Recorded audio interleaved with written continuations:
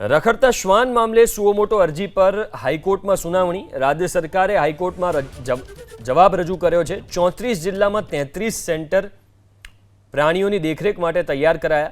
રાજ્યમાં animal birth control centre ઊભા કરાયા। 180 દિવસમાં 44,000 રખડતા શ્વાનનું રસીકરણ કરાયું।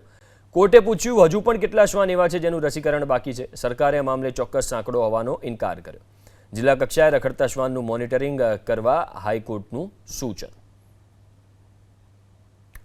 તો રખડતા શ્વાન મામલે સુઓ મોટો અરજી પર હાઈકોર્ટમાં સુનાવણી થઈ, જે રાજ્યમાં અનેક જગ્યાએ પરેશાની જોવા મળે છે। રાજ્ય સરકારે હાઈકોર્ટમાં આ મુદ્દે જવાબ રજૂ કર્યો છે અને 34 જિલ્લામાં 33 સેન્ટર પ્રાણીઓની દેખરેખ માટે તૈયાર કરાયા હોવાની વાત કરી। સાથે જ રાજ્યમાં એનિમલ બર્થ કંટ્રોલ સેન્ટર ઊભા કરાયા અને 180 દિવસમાં 44,000 રખડતા શ્વાનનું રસીકરણ કરાયું હોવાનો જવાબ સરકાર તરફથી આપવામાં આવ્યો છે।